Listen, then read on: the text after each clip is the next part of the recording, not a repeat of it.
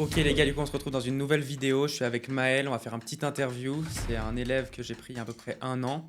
Donc est-ce que Maël, tu peux nous raconter un petit peu qui tu es? Ouais. Alors moi, c'est Maël. J'ai à l'heure actuelle 17 ans. Je suis passé par l'accompagnement de Nico. Il y a de ça à peu près un an, c'est ça? À peu près un an, ouais. Ouais. Un peu moins d'un an. Et du coup, je suis opérateur de croissance, comme ce que fait Nicolas. Il m'a accompagné pendant 3 mois. Au début, en fait, c'était plus une dynamique de collaboration. On a collaboré sur un client qui s'appelait Rodrigue. Du coup, j'ai un petit peu pu tâter le terrain là-dessus. Et puis très vite, je suis monté en compétence du coup avec l'accompagnement. Donc ouais, ce qui m'a permis de passer de zéro, vu que j'étais débutant en grosse, à 5K par mois les 2 premiers mois d'accompagnement. Donc franchement, pour débuter, j'aurais pas pu prendre mieux, parce que c'était plus, bah, on en parlera après, mais c'était plus au niveau de ce qu'il y avait dans ma tête, Hmm. qu'il y avait des choses à changer. Mais au niveau des actions, je pense que de par mon parcours, j'avais déjà les éléments pour chiffrer, quoi. Mais il me fallait cette personne-là pour réaliser que, ok, tu as le blueprint, par contre, tu as plusieurs options pour faire ces actions-là. Tu vois, si on te dit, toi, tu dois implémenter, ok, du setting, tu dois mettre un closer, oui, ok, très bien.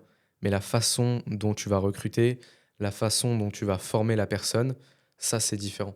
Donc, il y a les actions et il y a comment tu les appliques. Je m'embarque dans un truc là, mais ouais, Non, vas-y. c'est clairement ça. Justement, tu avais besoin que quelqu'un te débloque mentalement sur certaines pensées limitantes que tu avais. Et tu avais besoin de quelqu'un qui te confirmait les choses que tu savais déjà. Tu avais beaucoup de compétences en soi que tu avais déjà apprises. Donc peut-être raconte-nous un peu ton parcours avant le growth pour que les gens puissent comprendre un peu d'où tu viens. Ouais, donc niveau avant le gros, moi j'ai commencé à 13 ans. J'ai fait pas mal de petits business, de side business, comme on disait, mais j'ai commencé à 13 ans, un peu comme tout le monde, à revendre quelques habits chez moi sur Vinted. Parce qu'à la base, c'était juste pour. C'est bizarre de se retrouver à l'heure actuelle où on a des rêves d'expatriation, des rêves matériels, d'avoir une voiture, d'avoir une maison, alors qu'à la base, moi je voulais juste m'acheter des habits qui me plaisent moi. Donc ouais, à la base, j'ai revendu des habits de chez moi que j'utilisais plus. Ensuite, je suis passé sur un autre niveau. Donc en fait, j'avais un petit capital avec ces habits et je suis passé sur du bulk. C'est-à-dire, j'ai acheté en fait des ballots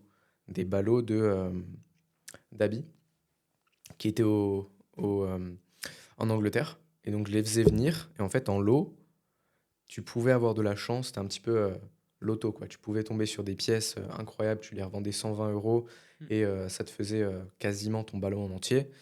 Et puis, tu avais des pièces, des fois, dans des ballots qui étaient complètement merdiques. Mais je sais pas si j'ai été chanceux ou si j'ai bien réussi à prendre des photos, à bien marketer le truc sur Vinted avec les boosts, etc. Ce qui est sûr, c'est que ouais, j'ai réussi à me faire un vrai petit capital pour mon âge avec Vinted. Je vais mettre en x2 parce que sinon, je vais trop m'embarquer dans les détails de mon histoire. Mais après, voilà, je suis passé sur d'autres business un peu plus en ligne. J'ai fait tout ce qui est vente de logos, freelance. J'ai fait du SMMA. Hmm. J'avais mon agence SMMA. J'étais partenaire aussi avec une application d'e-commerce, là Ok.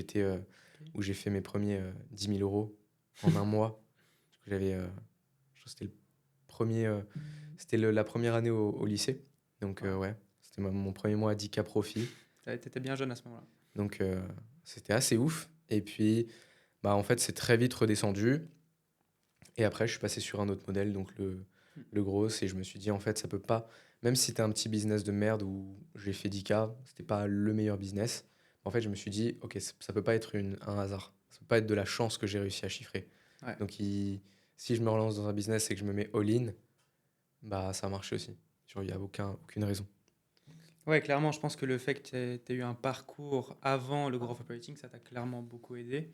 Parce que c'est quoi qui a fait que t'as commencé à t'intéresser au growth en fait?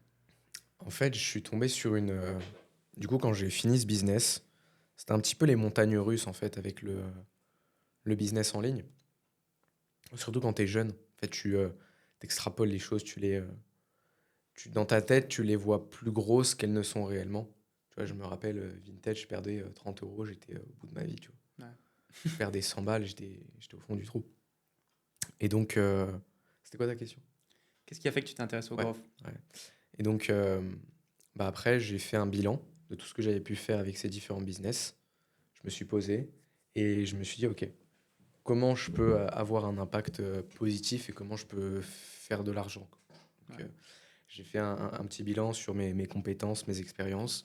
J'avais déjà interagi avec des infopreneurs pour mettre en avant cette application d'e-commerce. J'avais déjà fait de la création de contenu. J'avais déjà fait un petit peu du marketing, du copywriting Mm. dans une certaine forme. Euh, et niveau communication, j'étais bon. J'avais échangé déjà avec des personnes. Donc à ce niveau-là, il n'y avait pas trop de soucis. Et après, vraiment, business à la mode, hein. Je suis tombé sur YouTube, Ouais. Eddie Cumberbatch, je me suis lancé tout seul, j'ai fait mes premières vidéos. Et ironie du sort, un très bon ami à moi, c'était un de tes setters, De qui? Thibaut. Ok, ouais, Thibaut, ça fait longtemps. Et donc, bah, c'est vraiment comme ça que je t'ai rencontré. Et puis, euh, et puis voilà, après, Ouais, j'étais c'est un de vrai que tes tu m'as clients. rencontré au début à cause d'un setter que j'avais engagé, qui m'avait dit que tu étais un peu là-dedans. Donc, je crois que je t'avais écrit, on avait discuté un petit peu. Puis du coup, après, je t'ai délégué un client avec lequel j'avais pas envie de travailler. Ouais, client Et poison, ça. client en poison, vraiment. Mais à ce moment-là, je me suis dit, bon, vas-y, quitte à Mm. pas travailler avec lui autant que je vais essayer de le déléguer. Voilà. Et après, tu as pris la décision de prendre l'accompagnement. Donc, tu avais quand même déjà un. Je crois que c'était après Rodrigue, il me semble. Non, Rodrigue, c'était avant. Oui, mais tu as pris l'accompagnement après avoir travaillé avec Rodrigue, non? Ou tu as pris l'accompagnement Ouais, avant de travailler? on a bossé avec Rodrigue, puis Ouais, après, j'ai bossé avec toi. Enfin, ouais. j'ai pris ton accompagnement. Ouais, ouais. C'est quoi la décision? Enfin, à quel moment tu t'es dit, vas-y, je vais prendre l'accompagnement de Nicolas et pourquoi est-ce que tu as pris la décision de le faire au final? De le faire avec toi? Ouais. Bah, en fait, je me suis dit, j'avais toujours enfin, j'avais quand même du cash de côté, Mhm. même s'il y a eu les impôts, etc. En France, c'est compliqué. Euh, et puis, je me suis dit, bah, le mec, il est au-dessus de moi, pourquoi pas le faire? Mm. Enfin, j'ai pas vraiment de risque. En soi, dans ma tête, il y avait mille et une raisons de pas le faire. J'étais dans une situation qui était confortable. Je vais Ouais, au lycée, je suis peinard, ouais, je fais un petit peu d'argent avec Vinted, je fais mes trucs à droite à gauche, je kiffe avec mes potes. J'avais aucune raison pour moi d'aller all-in et de pas dépenser cet argent pour moi et pour me faire plaisir. Mais au final, j'ai quand même fait. Et du coup, pour ta deuxième question, pourquoi je l'ai fait avec toi plutôt qu'avec une autre personne? Simplement parce que moi, j'avais plusieurs propositions. Il y avait Mathéo, il y avait Adrien, il y avait toi. mm, Mais en fait, la différence, je me suis pas basé sur les aspects vraiment euh, techniques des composantes de l'offre, parce que vous trois, vous proposez quasiment la même chose. Et ouais, moi, quand j'ai accompagné un élève aussi, c'était la même chose. Et bah, c'était plus la connexion qu'on avait créée.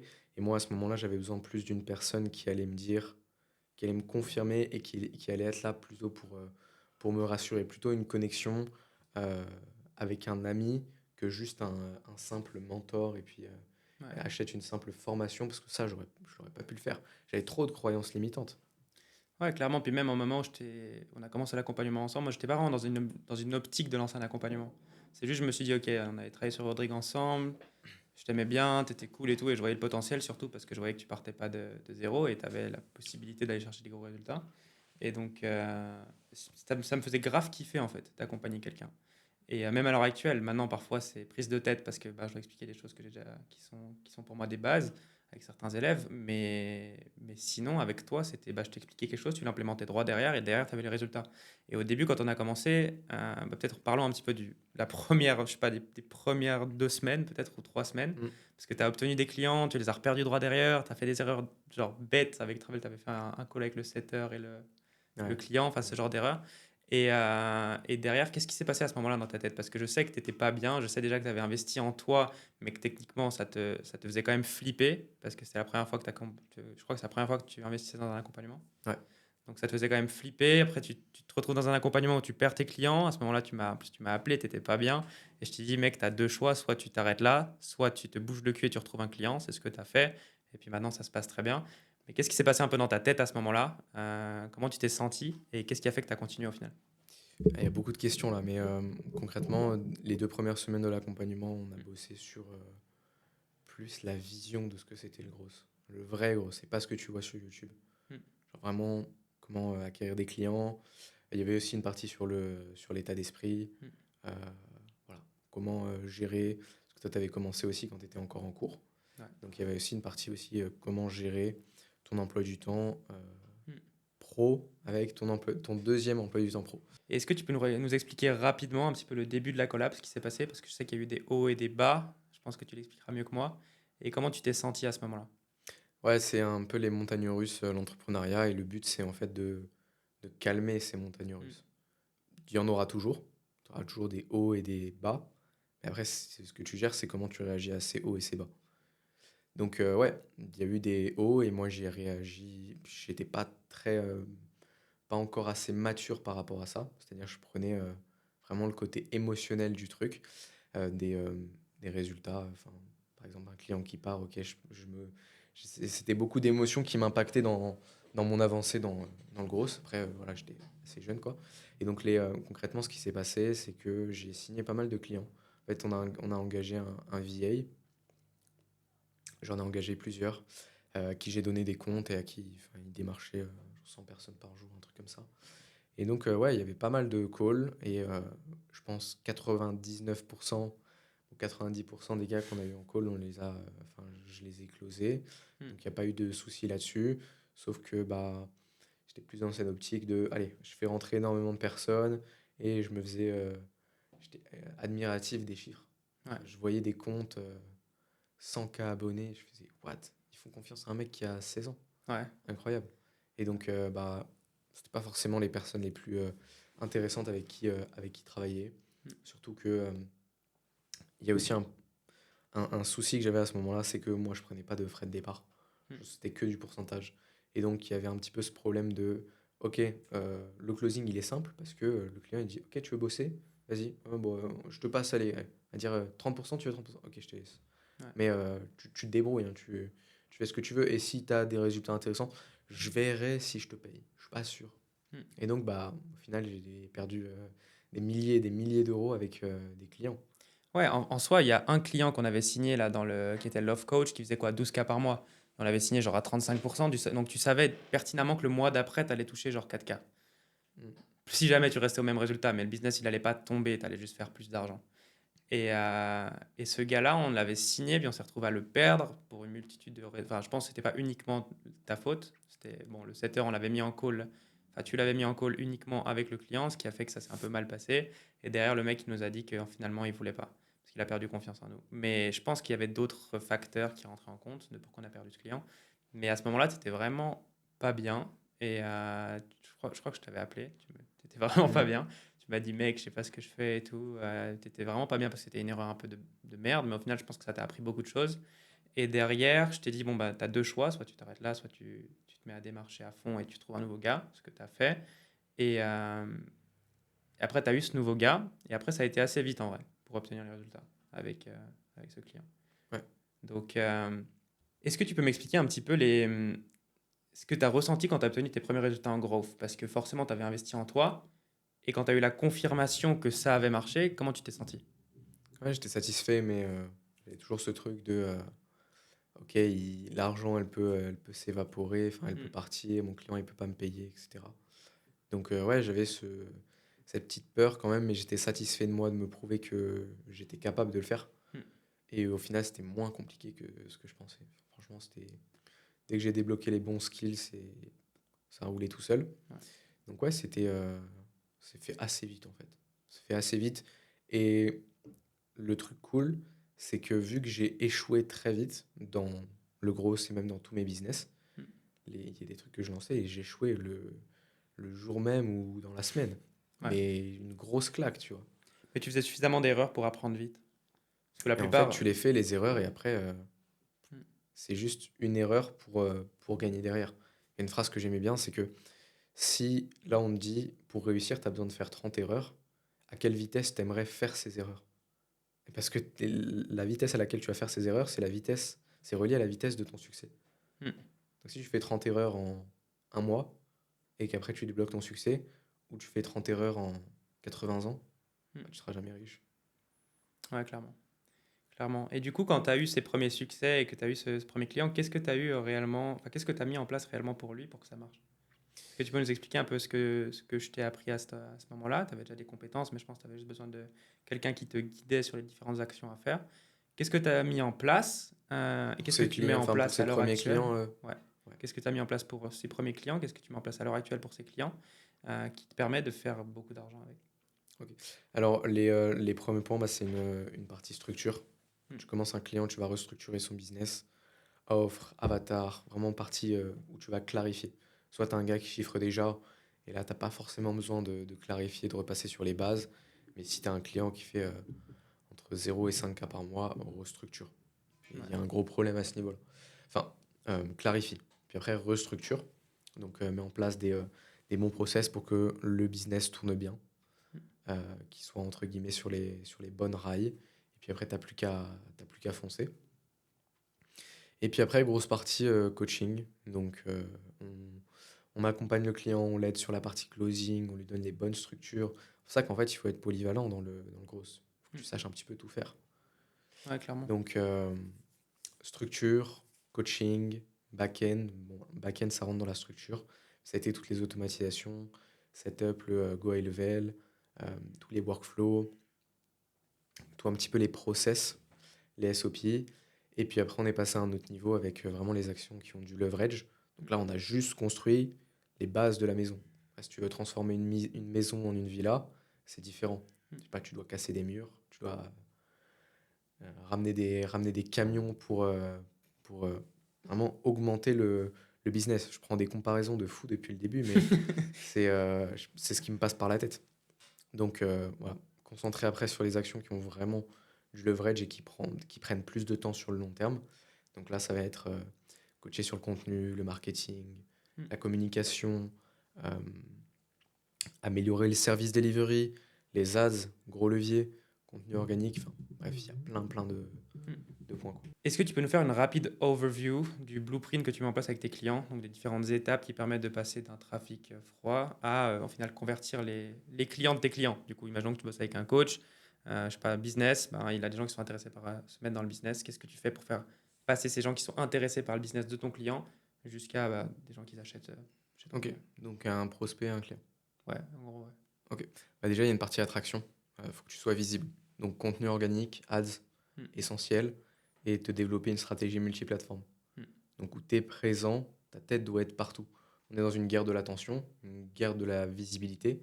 Donc, celui qui est le plus visible, c'est celui qui gagne le plus d'argent. Hmm. Donc, toi, ton but, c'est d'être le plus visible pour attirer des gens. Donc là, stratégie multiplateforme, deux choses que tu peux mettre en place. Aller dupliquer ton contenu sur toutes les autres plateformes, tous les autres réseaux sociaux. Et même si tu dis non, j'ai pas envie de faire ça là, non, tu fais sur tout. YouTube, TikTok, Insta, Snap, Twitter, X, Thread, Ouais. tu postes de partout. Après, poster de partout ne veut pas dire avoir une stratégie de contenu différente pour chaque plateforme. Parce que là, littéralement, tu vas te perdre. Ouais. Tu peux pas avoir une stratégie Twitter, YouTube, Insta, TikTok en même temps. Impossible. Par contre, ce que tu peux faire, c'est prendre deux plateformes sur lesquelles tu te développes réellement. Par exemple, Instagram, YouTube ou TikTok, YouTube.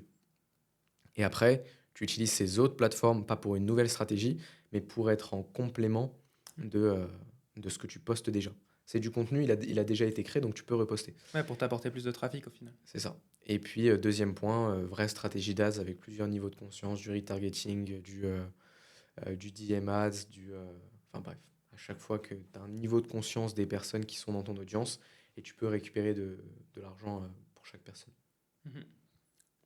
Et qu'est-ce que tu mets en place après les ads, du coup? Après les ads et le contenu organique? Voilà, donc là, la personne est passée de je ne te connais pas à je te connais. Hmm. Maintenant, il faut le passer de je te connais à prospect. Et pour ça, ça va être à l'intérieur du contenu, la valeur que tu partages, comment tu lui fais ouvrir son esprit par rapport à toi. Il te faut du know, like, trust. Donc dans ton contenu, après qu'une personne soit tombée et te connaisse, know, like, trust. Donc toi, tu dois maintenant travailler sur je te fais confiance et je t'aime. Enfin, je t'apprécie. Hmm. Et ça, tu le fais avec ce qu'il y a à l'intérieur de ton contenu. Donc propose des vidéos de valeur, des lead magnets, des e-books, j'en sais rien. Tant que tu peux donner de la valeur, ça va faire passer une personne de je te connais à je suis un potentiel acheteur, donc un prospect. Et puis après, il y a toute la partie je transforme cette personne de prospect à acheteur. Mhm. Et ça, faut le faire monter encore une fois en niveau de conscience. Et souvent, ça dépend de ton funnel en fait. Et par exemple, Si tu es dans du social funnel, la montée en conscience, ça va être par exemple le setting, Mm. prendre un appel. Et tout ça, c'est ce qui se passe avant que le prospect devienne client. Il parle avec le créateur sur Instagram et il prend un appel. Mhm. Ou il passe, si je prends un autre funnel, de la masterclass, Mm. ou de la VSL, ou du live, ou du challenge. Dans Mm. tous les cas, on voit qu'avec tous ces systèmes-là, le prospect monte encore une fois en niveau de conscience pour comprendre ce que tu proposes, qui tu es. Mm. Et puis après, là, c'est plus simple, parce qu'il sait ce que tu proposes, il sait qu'il va potentiellement acheter euh, Mhm. ce que tu proposes. Et donc là, il n'y a plus qu'à la dernière partie, convertir. Et donc là, c'est uniquement du closing Mm. ou une bonne landing page, une bonne page VSL qui Ouais. convertit bien, qui est bien copyrightée et qui donne envie. Donc là, dernière étape, offre irrésistible. Et puis tu fais rentrer ton accompagnement. Ouais. Donc, Donc si on résume rapidement, tu as la partie création de contenu qui te permet de nourrir tes prospects d'informations pour qu'ils te fassent confiance, qu'ils t'apprécient, etc. Au-dessus de ce contenu organique, tu as les ads pour te rapporter plus de trafic, pour faire rentrer plus de personnes, donc plus de prospects qualifiés, attirer davantage ton avatar. Tu as vraiment les ads. Ensuite, le contenu organique, donc avec Instagram, YouTube et les autres plateformes qui rentrent en compte. Et ensuite, tu vas convertir soit avec un tunnel de vente, avec une VSL, une masterclass ou peu importe, soit avec des appels de vente et du setting closing du coup. Mais dans ton cas, principalement de ce que je sais que tu as mis en place avec tes clients, c'est vraiment ads, création de contenu organique. Ensuite, un setter dans les DM du compte sur Instagram, etc., qui va booker des calls, setter ou setteria qui va booker des calls avec ses prospects pour les faire réserver un appel de vente avec le client ou avec un closer. Et ensuite, ce closer qui est du coup le client ou un closer externe va prendre ses prospects en appel de vente pour leur pitcher l'offre et leur vendre et derrière du coup convertir et faire du fric. Et ensuite il y a toute la partie fulfillment qu'on nous on s'occupe pas trop, c'est vraiment le client qui s'en occupe. Donc après, je pourrais te donner tous les détails pour faire passer une offre et chiffrer très fort avec un accompagnement dans le gros. En fait, tu as le blueprint, mais après, tu ouais. fais rien avec ça. C'est cool de savoir qu'il faut mettre du setting, du closing, ça te donne la vision. Après, comment le faire? Ça, c'est un autre. C'était un peu ton souci je pense. T'avais des compétences différentes, mais tu manquais clairement de clarté par rapport à ce que tu devais faire. Et à Ouais. partir du moment où tu as eu la clarté, tu as commencé à implémenter, est-ce que tu as eu comme grande qualité que la plupart des gens n'ont pas, c'est que quand je te disais un truc, tu écoutais et tu le faisais directement. Et tu ne te posais pas 46 millions de fois la question est-ce que réellement c'est vrai ce qu'il me dit, blablabla. Tu implémentais les choses, très vite tu as fait des erreurs, très vite bon, tu t'es relevé, très vite tu as eu les résultats, et ensuite une fois que ça s'est validé dans ta tête, à ce moment-là t'as vite progressé. Parce qu'à ce moment-là tu as compris, je pense, que c'était possible, que ce business fonctionnait, et qu'il te fallait juste plus de temps et d'action pour arriver à plus de résultats. Et après, bon, bah, on est où tu en es aujourd'hui. En fait, Donc, les options, je les avais en tête. C'est que, ok, j'avais déjà beaucoup fouillé hmm, de mon côté, parce qu'en fait, moi, j'avais commencé le gros tout seul.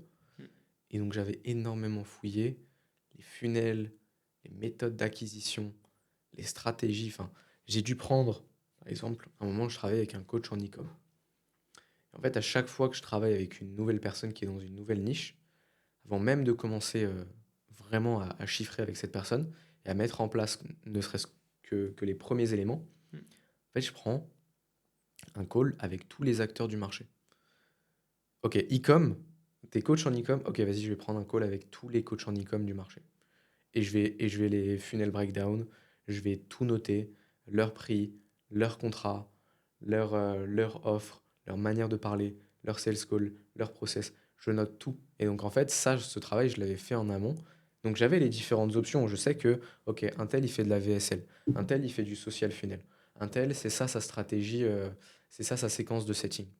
Mais après, vraiment, ce qui m'a manqué, selon moi, c'est de savoir, parmi toutes ces options, laquelle je devais utiliser. Et mhm. je pouvais utiliser toutes les options et faire de l'argent avec ces options. C'est juste qu'il fallait que je prenne l'option qui allait me faire le plus d'argent. Ouais, clairement. Et qu'est-ce que tu dirais que, au final, moi, je t'ai aidé à faire? Quel a été le déclic que je t'ai permis d'avoir? Et qu'est-ce que cet accompagnement t'a permis de réaliser au final? En fait, tu as 90% du travail dans le gros et dans le business de manière générale qui est là-dedans. Tu vois. Hmm, Une fois que tu as réglé ça, c'est bon, tu as juste à mettre en place les actions et ça roule. Donc, vraiment, c'était me débloquer sur je pense que j'avais moins besoin d'actions pures, Hmm. de m'aider sur les actions pures au quotidien, et plus de m'aider sur la partie de ce qui était possible de faire, et Mhm. vraiment prendre conscience de plein d'éléments dans le gros. Mais c'est vrai qu'il y a une partie aussi des actions qui sont importantes en soi, avec les outils qu'on a aujourd'hui, avec l'IA, avec les logiciels, les CRM, tout ça. Tu as ton PC, et dans ton PC, c'est littéralement une machine à cash. Ouais. C'est C'est juste que les t'as gens ne un- le comprennent pas, mais c'est comme si tu avais un distributeur automatique, mais il est devant toi. Tous les jours, tu peux récupérer du cash. C'est juste, faut bien savoir utiliser ces outils. Donc, bah, il y avait cette part de réaliser, ok, il faut que je fasse ça, il faut que je fasse ci, pense pas à ça, pense hmm. plutôt focus là-dessus, focus pas là-dessus. Et aussi de me mettre en contact avec les bonnes personnes. Ça, c'était cool. Ouais. Parce qu'au début, j'ai pris quelques sales calls avec toi. Je pense que tu avais vraiment un petit souci de peut-être confiant, enfin, te faire confiance par rapport aux différentes choses que tu Syndrome de souhaites. l'imposteur. Ouais, de ouf. Oh mec, tu l'avais tellement. Et parfois, tu l'as encore maintenant pour certaines choses et tu te rends pas compte. Tu Ouais, pourrais aller tellement plus fort que ce que tu es actuellement et tu t'en rends même pas compte parce que à cause de ce syndrome de l'imposteur là. Et maintenant, tu as des super résultats et tu pourrais aller beaucoup plus fort, mais je pense que c'est ce truc-là qui te tire parfois vers le bas, en vrai. ouais, ouais, carrément. Mais après, ouais, il y a aucune excuse, hein. Aucune excuse. Et c'est Ouais. juste que pour revenir sur un petit peu les raisons de ce syndrome d'imposteur, c'est que dans le gros, en fait, tu vas deal avec des gars qui sont sur le papier plus big que toi, qui valent plus que toi dans la vie. Mais en fait, Ouais, ça, c'est des conneries, tu vois. C'est pas parce que le gars, ils ont juste plus d'abonnés sur Insta, en vrai. c'est Les pas réseaux parce qu'il sociaux. a 500K, 1 million d'abonnés que ça Mm, fait de lui une personne plus intéressante que toi. mm, Genre, il y a aussi ce truc de, ok, toi, tu as ta propre valeur. Si les gens, ils le comprennent pas, bah, on s'en bat les couilles. Et en fait, ils vont le comprendre au fur et à mesure. Donc, ouais, syndrome d'imposteur. Moi, c'est parce que aussi j'étais jeune, mais tu vas l'avoir si tu te lances dans le gros, t'es mm. débutant, c'est obligé. Parce que tu vas deal avec des gars, tu vas leur envoyer un message, tu vas leur dire, ok, je te promets d'ajouter 5K à ton activité alors que tu l'as pas fait. En fait, au départ, c'est que du bluff. Et Mm. donc, c'est impossible de ne pas avoir ce syndrome d'imposteur. Par contre, il faut fake it jusqu'à ce que tu y arrives à vraiment faire ces rajouter 5K, 10K, 50K à une activité, quoi. Ouais, ouais, clairement. Est-ce que tu peux nous dire les doutes et les peurs que tu avais avant l'accompagnement, avant d'être accompagné? Bah, le premier, bien évidemment, c'est de perdre mon argent. J'étais Ouais. très attaché émotionnellement à chaque euro que j'avais sur mon compte. Donc, il y avait ce truc de, ok, si je réussis pas à chiffrer, ok, bah, c'est la fin pour moi.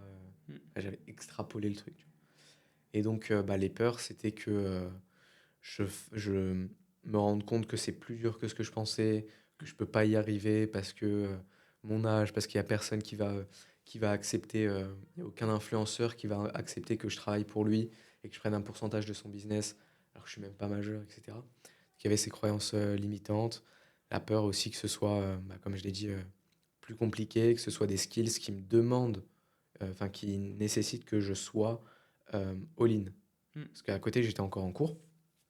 Donc je me disais, ok, il y a peut-être par exemple apprendre les ads, peut-être que, enfin, tu vois, je Est-ce que ça comprenais t'a rien. empêché en soi les cours d'obtenir. Enfin, est-ce que ça t'a empêché le fait que tu sois en cours d'avoir suffisamment de temps pour te lancer dans ce Ouais, je business? finis juste là-dessus. C'est que les skills, tu vois, je me disais, ok, vu que je suis en cours, peut-être que par exemple pour apprendre les ads, il faut que j'aille au mastermind d'Alex Hormozy aux US, tu vois. Genre, je me raccrochais à ce que je connaissais déjà. Mm. Et vu que je connaissais pas grand-chose, bah, j'assumais des choses que je connaissais pas. Ouais. Donc, ouais, pour revenir sur les cours, oui, bien évidemment, c'est un frein. C'est un frein parce C'est que un ça te frein, prend de mais est-ce ton que ça temps. t'en a empêché au final? Ça m'en a pas empêché, mais il y a eu des sacrifices que j'ai été obligé de faire Ouais, et qui font sûrement très mal, quoi. Quand tu es en cours et ouais, quand je tu as sais, des ouais. potes, quand tu as une copine et tout. Ouais. Ouais, c'est sûr. Est-ce que tu peux nous dire un peu en résumé rapide qu'est-ce que tu as appris avec cet accompagnement et qu'est-ce que ça t'a. Les différentes compétences réellement, une par une? J'ai appris pas mal de choses. En fait, le gros, c'est un business que quand tu t'arrives à chiffrer avec ce business-là, tu as énormément de compétences et tu peux les répliquer. J'ai envie de dire, tu as toutes les armes pour t'adapter à chaque environnement. Mm. Donc peut-être que ok, ce sera pas le business model qui va durer 10 ans. Pour moi, s'associer avec des personnes, ce sera toujours un business model. Ouais. Après, avec qui tu le fais, sous quelle forme, est-ce que c'est des frais de départ, est-ce que tu t'apprends la même chose, etc. C'est différent, mais pour moi, c'est un business qui est ultra long terme et que si tu maîtrises, tu peux lancer n'importe quel business que tu as en tête. Trouve-moi un business là maintenant que tu peux pas lancer. En soi, on a les différentes compétences nécessaires à lancer un business. Donc, Non, mais est-ce que tu penses que toi, il y a un business là que tu as en tête que tu pourrais jamais lancer non, à l'heure actuelle, non. Parce que je sais ce que ça implique de lancer un business, du coup. voilà. Parce Donc que en fait, le but du growth marketing, c'est de scaler des business. Donc, tu sais ce c'est que ça ça. implique de lancer un Tu business. construis des business toute la journée. Donc en Ouais. soi, tu es paré un petit peu pour. Tu as tous les skills, tu sais attirer du trafic, tu sais le convertir, tu sais closer, tu sais faire du copywriting, des ads. Enfin, il y a tellement de skills qui viennent autour. Tu Mhm. apprends à communiquer. Donc, ouais, vraiment apprendre à être polyvalent et m'apporter beaucoup, beaucoup de choses, hein, franchement. Et Faudrait 10 minutes pour que je revienne sur chaque élément, quoi. est-ce que tu peux, je sais que tu l'as dit au début, mais est-ce que tu peux nous dire un peu les différents résultats que tu as eu grâce à l'accompagnement et voilà. Ouais, donc, début de l'accompagnement, on prend beaucoup de calls, on fait rentrer des clients, pas de frais de départ, que du pourcentage. En fait, quand tu pars sur du pourcentage, il faut assumer que derrière, tu as 30 jours où tu n'encaisseras rien. Hmm. Parce que c'est à la fin du mois qu'ils te payent. Donc voilà, pendant un mois, charbonné comme un fou. Les clients qui étaient certains satisfaits, certains qui donnaient pas forcément de réponse, qui avançaient pas comme je voulais. Parce que voilà, j'ai mis les deux pieds directement dans le business et j'ai pas fait les choses à moitié. Donc bien évidemment qu'avec ça, il y avait des choses qui ont été des clients qui n'étaient pas intéressants à prendre. Mais bon, au moins je les ai pris et ça m'a appris des choses. Et donc, ouais, bah, les 2 premiers mois, je passais de 0 à 5K par mois stable, quoi. Ok, incroyable. Et puis après, voilà, j'ai eu d'autres clients.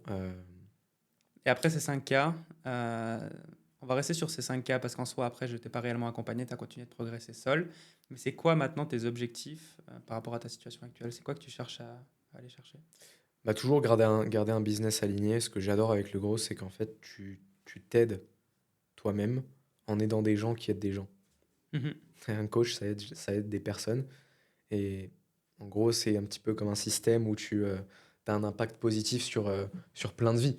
À part si tu vends un accompagnement en dropshipping ou une merde comme ça, où tu scams, Hmm. c'est du no-ship, tu vois. Ouais, Tu clairement. délivres pas et juste tu fais du fric. Moi, c'est pas l'objectif de m'associer avec des personnes là. Parce que si elles sont capables de faire ça à leurs clients, elles sont capables de faire ça à moi. Mhm. Donc, même si je prends des frais de départ de ouf, euh, moi, ça m'intéresse pas de prendre 3, 5, 4 frais de départ et qu'après la personne, c'est un impact négatif. Donc ouais, mais niveau chiffre, niveau impact, continuer à développer, commencer à développer un petit peu mon équipe, Mhm. des gens avec qui j'ai des bonnes relations, avec qui je travaille. Et puis, dans un premier temps, prendre plus de clients. Et là, je pense plus, enfin oui, dans un premier temps, prendre plus de clients. Ça va être une période qui va être assez courte. Je veux juste aller tester encore plus de choses avec encore plus de personnes et changer encore plus de vies. Et ensuite, aller chercher vraiment les top 1% des créateurs. Mhm. Exemple, je pense que tu connais euh, Iman. Iman, là, son pote, là, Alex Moldavie, et je sais pas quoi. Moldo Davos, ouais. Ouais.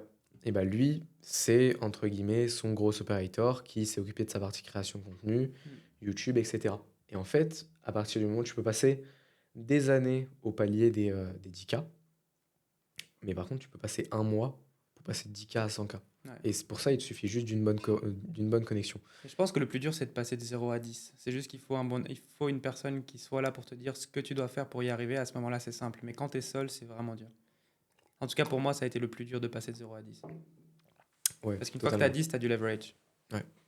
Donc, euh, donc je pense que, en tout cas, pour une personne qui part de 0, ce sera toujours plus dur d'aller chercher les premiers sous parce qu'il a justement toutes ces pensées limitantes dont on parlait avant. Tous les autres manquent de compétences. Il a peut-être pas le bon entourage parce qu'en général, si jamais il n'a pas vraiment beaucoup d'argent et qu'il s'intéresse à faire ce genre de chiffres, c'est qu'il ne doit pas sortir d'une très très bonne famille qui l'a éduqué sur toutes ces parties argent, etc. Je pense que c'est vraiment cette première partie qui est la plus dure, mais une fois que tu la passes, bah là, je pense que tu vois, maintenant que tu es passé par là, tu comprends le mindset et les actions que tu dois mettre en place pour aller chercher plus. Genre là, tu Mhm. sais pertinemment ce que tu dois faire pour aller chercher plus. Tu sais que as des doutes parfois sur les actions que tu dois mettre en place parce il y a certaines actions qui vont t'amener plus vite à ton objectif et d'autres moins vite. Mais en soi, tu as les compétences maintenant pour aller chercher plus et tu sais pertinemment que les compétences que tu as te rapportent de la thune tous les mois. Mm. Donc, je pense que c'est vraiment ce shift-là au début qu'il faut faire et qui est très dur à comprendre pour certains jeunes. Maintenant, il y a plein de jeunes qui s'intéressent au business en ligne parce que c'est soi-disant simple. Maintenant, on voit Pas bien que simple. le golf politique, c'est pas simple, mais il faut juste avoir les bonnes actions, quoi, le bon mindset et les bonnes choses à mettre en place. En fait, si c'est simple, quand tu pars du palier zéro. Mais dans la vie, tu pars jamais du palier zéro. Ouais. Tu pars du palier moins 100, moins 1000, dépendant de ta situation. Hmm. Et pour passer du palier moins 1000 au palier zéro, c'est ça l'étape la plus dure. Et c'est souvent là où tu galères de passer 0 à 10K. Mais par contre, quand tu es au palier zéro, en soi, tu donnes une Ouais, personne. Imagine, là, tu prends un élève, il est palier zéro, tu lui donnes le blueprint, bah, il va l'appliquer. ouais, clairement. Bah, j'ai très bien vu. Parce que toi, je pense que t'étais pas au palier zéro, mais tu étais peut-être au palier moins 10, on va dire. Ouais, Ouais, au ou bien niveau des... peut-être en dessous, mais je veux dire, Non, au niveau des actions, mais pas au ouais. niveau de l'état d'esprit, des croyances, etc. Mais, mais de tout le long de notre accompagnement, même les dernières fois, etc., qu'on a vraiment, où tu m'as posé des questions, etc., c'est toujours du concret. Tu me posais des questions, je répondais à tes questions, tu retenais ce que je te disais et tu l'appliquais instantanément. Et c'était trop bien pour moi, tu vois. En tant Ouais. qu'élève, tu es à l'heure actuelle le meilleur élève. Et en plus de ça, tu es le mec qui appliquait le plus rapidement possible, enfin, le plus rapidement ce que je lui disais. Contrairement à d'autres qui remettent en question ce que je leur dis. Donc voilà, non, franchement, c'était carré. Ouais, c'est ça. Puis je reviens sur les perspectives d'évolution. Donc, après, prendre vraiment deux, trois clients. Je suis pas là à vouloir créer une usine à gaz avec trucs comme Matisse Clouet. Je sais pas ce qu'ils font. Ils font du très bon Ouais, travail. c'est un peu un modèle différent, c'est du consulting et pas du growth. Mais vu que C'est nous, on ça, s'associe c'est avec nos que en fait, clients, on peut pas en avoir 400. c'est des usines. Ils ont des process qui marchent très bien. Il faut rentrer des clients, prennent des gros frais de départ. C'est cool. Mais ouais, pourquoi pas faire ça, justement, faire entrer des personnes, les aider déjà sur une partie. Et puis après, s'associer avec deux, trois gars avec qui on a vraiment la même vision et avec qui je fais la majorité de mon argent. Par exemple, Pierre Coury. Hmm. Avec Braise. Pierre Coury avec Braise, ça lui a pris, bah, par exemple, un an, 6 mois, un an, pour à travailler avec des petits créateurs, Hmm. pour passer de zéro à, je sais pas, 30K, 20K, 30K. Mais par contre, ça lui a pris un mois pour passer de 30K à 300K, je sais pas ce Ouais, qu'il fait. Mais je crois qu'il a fait 300K. Ouais. voilà. Dans Donc, dans une juste des parce vidéos, qu'il il a disait ça. connu Braise et qu'il avait Mais Braise, il est les bonnes parti de zéro connexions. avec lui, hein. Le premier launch qu'ils ont fait, ils ont fait 20K. Maintenant, le dernier launch qu'ils ont fait, ils ont fait 1 million. Donc, si tu as un bon client et que tu es prêt à le scaler jusqu'au bout, ben, tu peux faire beaucoup d'argent. Et même toi, quand tu as eu ton premier client, c'était pas forcément le meilleur client. Et pourtant, tu as accroché et tu l'as fait chiffrer. Et à l'heure actuelle, ça chiffre. Ouais, Donc, c'est vraiment une question de détermination et d'y croire aussi, je pense. Croire en le projet et le client avec lequel tu es. Bon client, mauvais client, je pense que c'est un peu faux. T'as que des bons clients, c'est juste. Non, si c'est des mauvais clients, c'est que le mec est con, quoi. C'est que le client est hmm, bête. Si le mec est intelligent et qu'il comprend ce que tu lui dis, qu'il applique ce que tu lui dis, il n'y a pas de mauvais clients. C'est juste nous qui sommes pas assez compétents en tant que growth operator si on n'est pas capable de leur c'est ça. obtenir des résultats. Donc, Je suis donc pas voilà. trop dans ce truc de à chaque fois on remet la faute sur quelqu'un d'autre. Pour moi, tout ce qui t'arrive dans la vie, c'est de ta faute. Ouais, mais parfois c'est Positif ou dur de faire négatif. changer de mindset à quelqu'un. C'est comme le fait d'avoir un élève qui part de zéro, enfin du niveau moins 1000 comme tu disais, un élève qui part du niveau moins 10. Si tu commences avec un client qui est au niveau moins 1000, bah, tu prendras beaucoup plus de temps à arriver au niveau zéro. Et ce travail-là, moi j'y suis passé plusieurs fois et j'ai fait plusieurs fois l'erreur de m'associer avec des gars qui n'étaient juste pas prêts à lancer un infoproduit et ça m'a fait perdre un temps de fils de pute. Vraiment. Hmm. Donc, euh, donc je pense que tout dépend de nous-mêmes, oui, mais c'est à toi de savoir est-ce que ça vaut le coup d'y investir le temps qu'il faut pour pouvoir passer ce client du niveau moins 1000 au niveau zéro. Ouais. Et qu'est-ce que tu dirais à quelqu'un qui hésite à se lancer avec mon accompagnement? Est-ce que tu lui conseillerais ou pas? Bah, en vrai, je pense que c'est une très très bonne option pour t'ouvrir un champ de vision. Commencer dans le gros, c'est excellent. Franchement, moi, ça m'a bien aidé. Surtout que toi, tu as pas mal de contacts. Hmm. Et moi, c'était aussi ce truc de, ok, rencontrer des gens, être en contact avec les bonnes personnes, parce que c'est ça qui fait la différence. Et puis après, vraiment, si tu veux passer de 0 à 5, 10K, Et mon but avec toi, c'était pas de te faire passer à 100K. Mon but, c'était de te faire comprendre que tu pouvais passer de zéro à gagner de la thune. Et ensuite, je savais que tu allais être suffisamment smart pour aller sur la suite. Mm. Et je pense que que ce soit moi, que ce soit des autres gars, on a constamment besoin d'investir en nous-mêmes pour aller de l'avant. Et, euh, et voilà, on a toujours des blocages et on a toujours des gens pour les débloquer. Il ne faut pas avoir peur d'investir en soi-même. Et puis voilà. Trop bien. Carré, merci beaucoup frérot. Et puis voilà, faut que tu ailles à 200K par mois.